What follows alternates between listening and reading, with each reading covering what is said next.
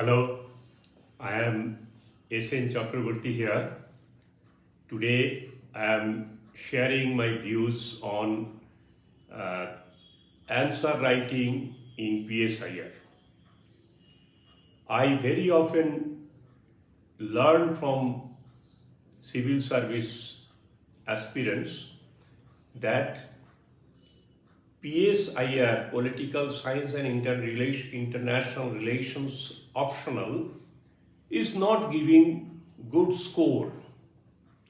I am personally a mentor for many years of PSIR optional for the civil service examinations, both for UPSC and state PCS.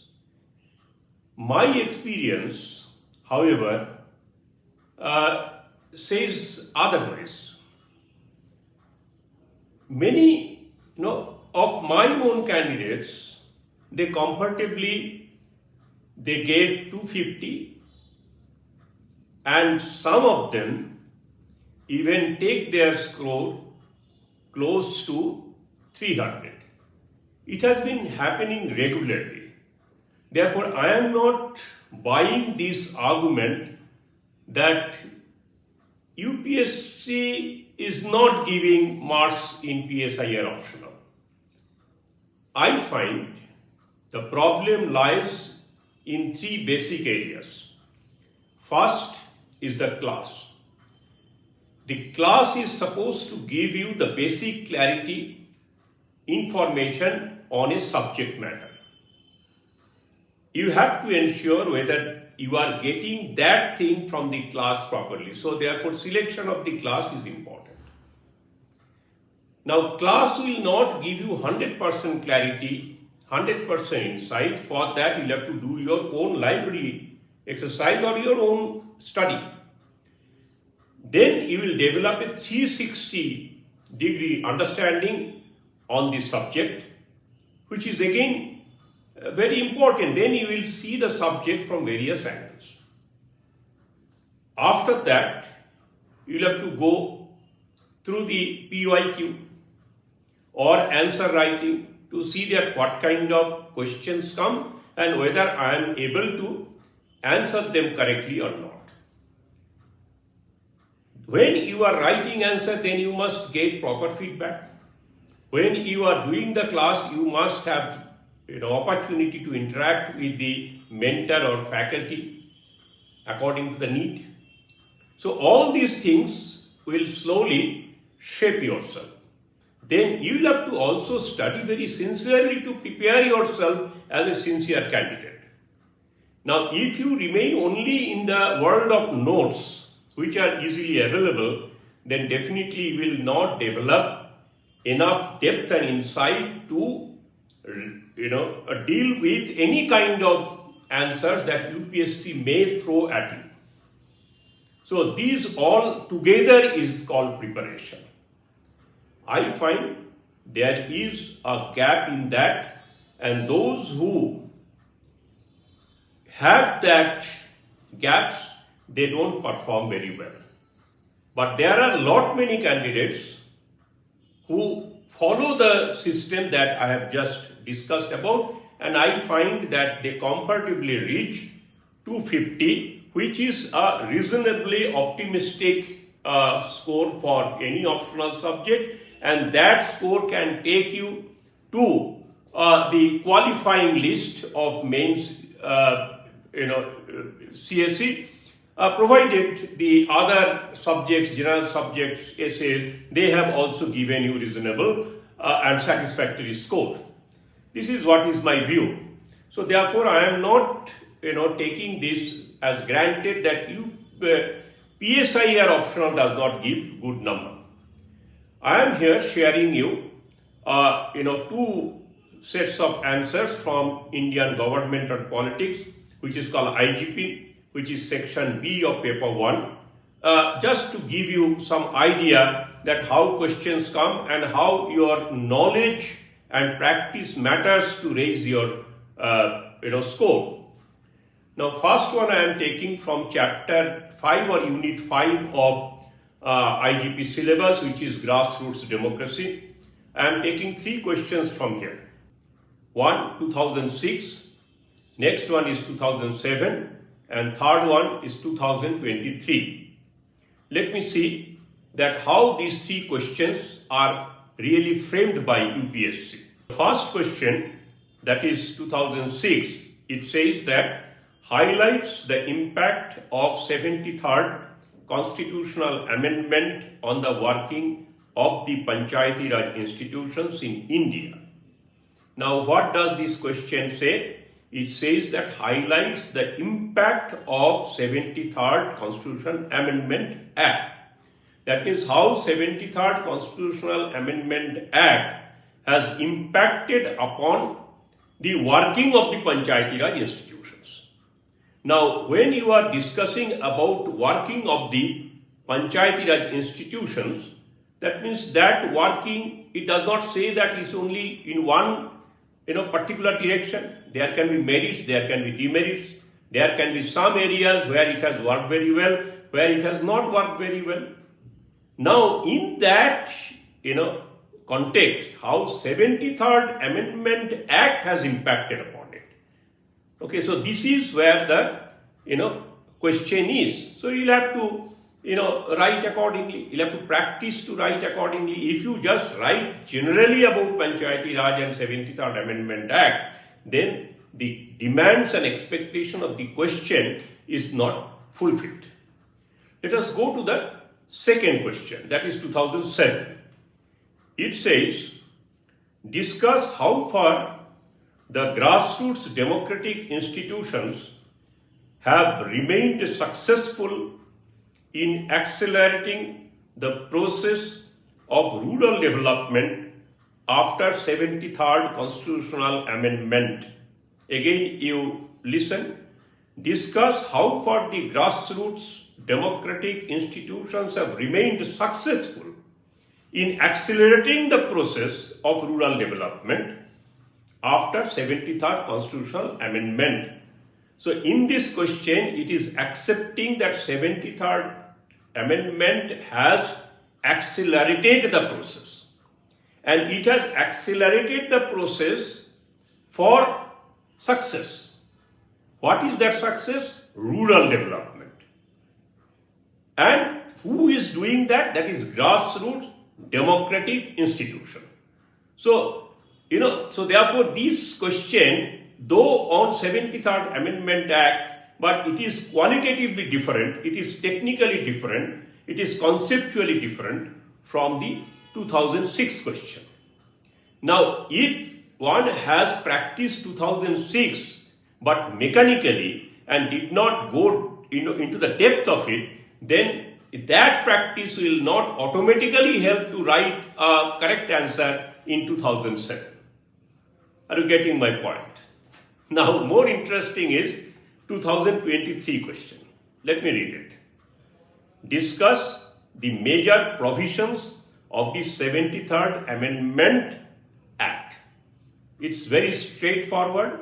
The major provisions, not all provisions, which are crucial provisions of 73rd Amendment Act, you please mention about that. That means you'll have to go section by section as perfectly, correctly possible to refer to the sections and its content. Then there is another question linked to that. What is that question? Do you think that the Act remain an unfulfilled dream?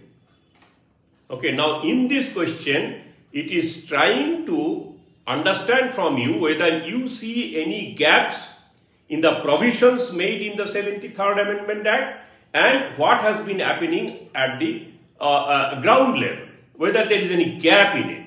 Now, either you feel that there are some gaps. Now, if you feel there are some gaps, then you'll have to give some idea, okay, that, how, those, unfulfilled areas can be responded to, can be addressed. That may be very brief, but towards the end. But basically, you'll have to identify here what are those unfulfilled areas, if there is any. If you think that there is no unfulfilled area, then your argument will say that why there is no unfulfilled area. Are you getting it? Now these three questions are all on 73rd Amendment Act, but definitely answers on them technically, conceptually will not be same. If you have good articulation capacity, then if you have correct perspective and approach, then you can enrich it further and take your answer at the very high level of competition. Getting my point? Now, I find that, a large number, not all, a large number of PSIR or optional candidates, they feel comfortable to go to the class like college classes, just, they sit there, take some notes and come back. Then, they go through some, notes, and their knowledge is absolutely limited to those notes and to those classes. I don't know how they understand from the or pick up from the classes, but later on when they, come very close to mains, they find that they are not prepared enough. With this half preparation, when they go to the exam, definitely their numbers or scores cannot go up. Don't blame the subject for any gaps that may be prevailing in you.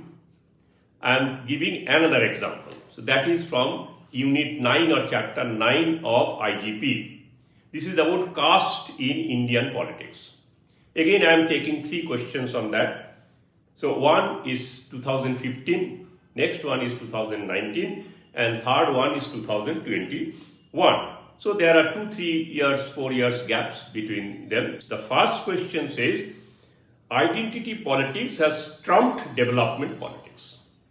Trump, is a word very often used in card game, which, is a role player, which, sometimes, adds weightage, to the game by showing a particular card. So therefore, if you take that word symbolically here, that means identity politics or caste politics, in which not only caste but other politics also will come. This has prevailed over development politics. This has, played a role. This has an influence in the development politics of India. So this is how you will be explaining it. Now that is 2015. Now go to the 2019. The question is, development has overshadowed the influence of caste. Development has overshadowed the influence of caste in electoral behavior in recent elections. So here it is not saying that caste is playing any trump, but rather it is saying that development politics has overshadowed it.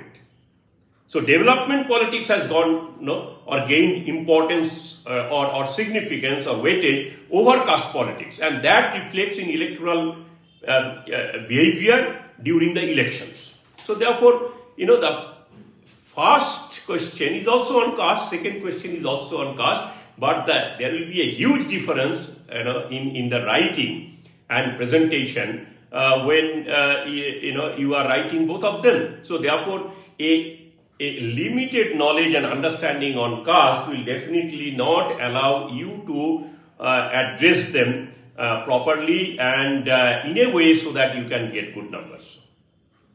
Third one is interesting again. It says that how caste is a social category also become a political category in the democratic politics of India. Third one saying that caste is otherwise a social category, but now it is becoming a political category in the democratic politics of India. That means caste has created a niche for it. So caste has gained importance in democratic politics in India. That means as democratic politics in India becoming stronger, caste is also becoming more of a political category, but it is not abandoning its caste category, social category. Now, all three questions are on caste, but you see sometimes it is saying that caste is not so important, sometimes it is saying caste is important, sometimes it is saying that caste is important, but it is becoming more important as a political category. Now, three questions though on caste, but they have to be written differently. For that, definitely you need good insights when you are attending the class.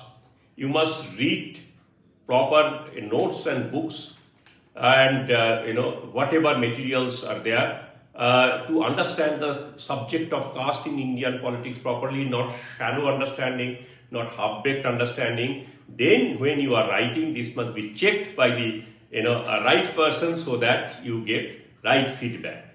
I can assure you, if you plan your preparation this way, definitely 250 is not such an ambitious number that you cannot reach. Please think differently, please act differently, please work differently, and I would say that situation will work in your favor also differently and positively. All the best. If you have liked this discussion, you find it useful, but you have not yet subscribed to this channel, I would request you, please subscribe to this channel, and there are many more discussions and video clips in this channel on PSIR optional. Please have a look at it. I am sure that you will find them very, very beneficial for you. Wish you all the best. Thank you.